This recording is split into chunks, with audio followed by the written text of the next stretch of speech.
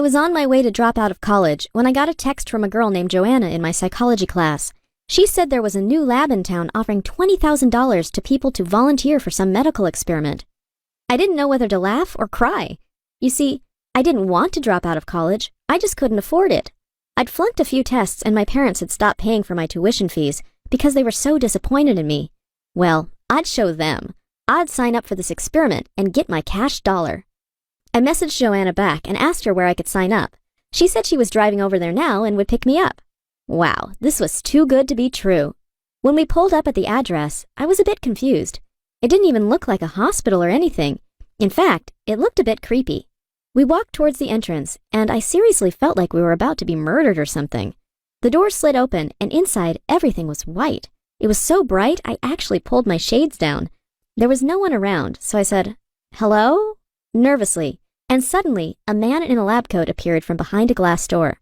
I told him we were here for the experiment, and he handed us a bunch of forms to fill out and said he'd be back in 10 minutes. I gulped. Was I actually doing this? But then a woman came out from another door, and she looked right at me and said, "This is the best thing you'll ever do." Well, that was settled then. I filled out the form, which was super basic. All it really asked for was my bank account details. Well, at least they were definitely going to pay me. That was all that mattered. I needed that money badly. Joanna went looking for the bathroom, and when the man in the lab coat appeared again, she wasn't back yet. I wanted to wait for her, and he said she'd already got started. I told him she'd left her bag, and he grabbed it and said, "Come on then. Are you doing this or not? We haven't got all day, you know." I reminded myself of the money and followed him. Then I realized there was glass everywhere, but I couldn't see anything. I asked the man about it, and he said it was only glass on one side. The medical professionals inside could see me, but I couldn't see them. I wondered which room Joanna was in, and then as we turned a corner, I heard what sounded like her voice, and it sounded like she was panicking. My whole gut was screaming, "No!" And yet I kept following the man. He told me just to ignore the sounds, that the new lab technician had hurt her hand that morning and was in a lot of pain. Something wasn't right about this. But then he took me into a room, and it was filled with sofas and beanbags and soft music, and I instantly felt relaxed. He asked me to take a seat and then offered me tea, and I thought to myself, okay, this isn't so bad. "So what is this experiment exactly?" I asked and sipped my tea. And the man laughed and said it was harmless, just an experiment to test my memory. He said they were conducting a study on how to store memories, so that when people got Alzheimer's, they could implant these memories back into their head. Whoa, I thought. My grandma should have done this then. She actually did have Alzheimer's. Surely I was too young for this, I said to him, but he replied with, "The younger, the better." Then he asked me to follow him again. The next room had lots of machines and wires, and it felt like a hospital. I took a seat, and he started attaching wires to my head. He said he would ask me a series of questions, and the wires would record my brainwaves along with the memories. Then, the next time I came to the lab, they'd test my memory again to see if anything changed. Hang on. Next time? I told him I thought this was a one-off thing, and he just smiled and said, "For $20,000, you need to come twice. Didn't you read the small print?" Then he hooked me up to the machine, and I won't lie, it hurt. I felt like my brain was being squashed. The first question he asked me was, "What was the saddest thing to ever happen to you?" And I described to him in detail when my little sister was in a car crash, and how she had died, and how our family hadn't been the same ever since. Then he asked me about the happiest moment of my life, and I honestly didn't know. I couldn't think of anything.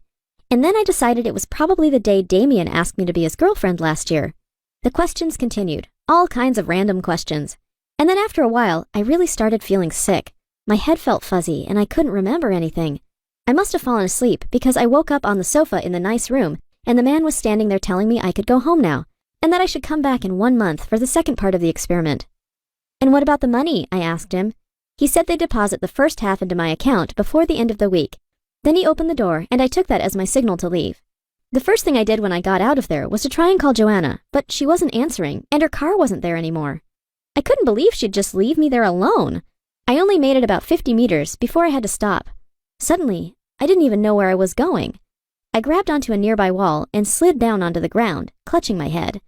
I took a headache tablet and hoped the pain would go away, but it kept getting worse. Somehow, I made it home. That night, I fell asleep really early, and the next day, I woke up to some missed calls from Joanna. When I got to college later that morning, I saw her in the courtyard chatting to Damien. I hadn't even known she had a boyfriend. She was flirting with him, and I marched right up to her and asked why she'd just left me yesterday. She said she hadn't been feeling well, so she rushed home. Then she gave Damien a hug goodbye and asked if we could talk. I didn't want to talk to her. I felt like hitting her. But I wanted to know if she'd received the money yet. She said she hadn't, but that it would come soon. Then she said she'd been feeling kind of emotional since yesterday. I told her I just felt sick, and then suddenly she was crying. She said she missed her sister so much, and life was just really sad without her in it. I felt bad for her. I couldn't imagine losing a sister. I mean, I was an only child, so I didn't even know what it felt like.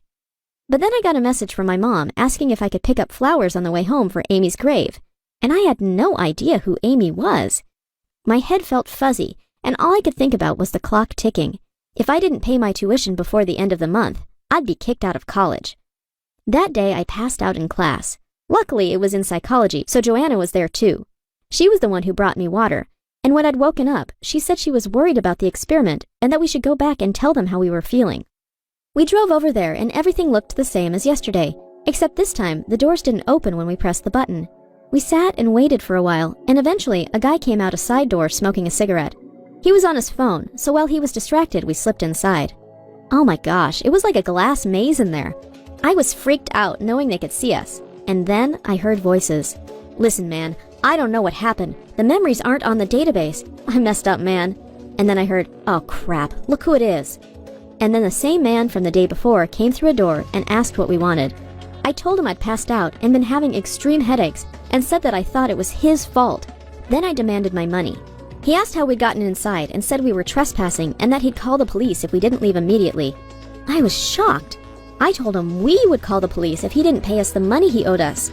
I was really starting to regret this stupid experiment. Joanna and I left and said if we didn't get the money by the end of the week, we'd go to the police for reals. But then things just started getting worse. The headaches were unbearable, and I went home without the flowers, and my mom was super mad at me. We got in the car, and she said it was not okay for me to just forget about my sister like this. I didn't understand. I asked Mom if she was feeling all right and said this was kind of weird because I'd never had a sister. And then she just lost it. She told me I was acting like a selfish brat, and then she told me to get out of the car and that she'd go to the graveyard alone and pick up some tulips herself. I got out and the headaches came back. I messaged Joanna and said I really didn't feel well, and then she said we could meet in an hour at the coffee shop near the park. It started to rain and Joanna still hadn't arrived, so I called her. She said she was in the graveyard, and so I walked over there. Then I saw my mom driving by. She wound down the window and said she'd see me at home, then drove off. I wandered into the graveyard and saw Joanna sitting next to a grave. There were some beautiful tulips there, just like the ones my mom always had at home. And then Joanna said this was her sister's grave. I looked at the name and said to her, but that's not your surname. That's my surname. And she said it had confused her too. Then my phone rang and it was Damien. He said that Joanna had been messaging him a lot, acting like she was his girlfriend. I said that's because she was his girlfriend and hung up. This was all too much.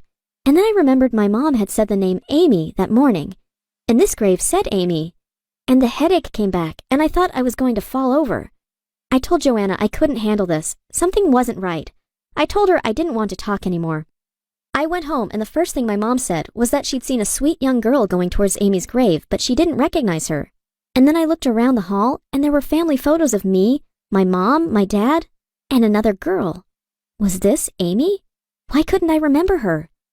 And suddenly it came rushing back. The man in the lab coat saying they were storing memories, implanting them.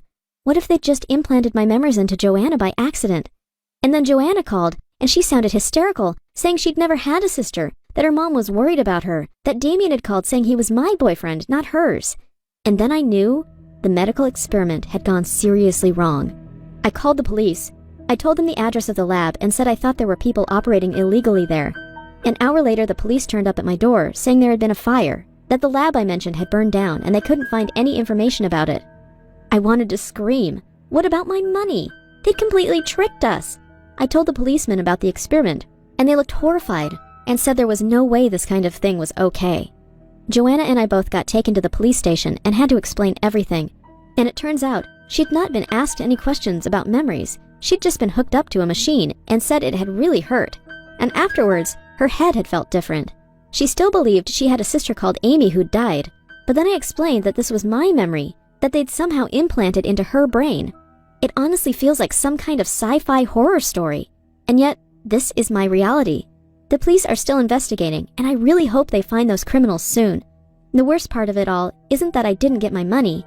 It's that I can't remember my sister. I feel like they stole my memory and gave it to Joanna. It must be pretty bad for her though, because she has this fake memory in her brain and it tortures her.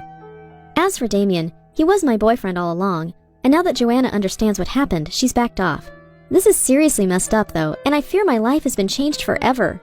Fingers crossed the headaches die down and no more side effects appear. How could I have been so stupid?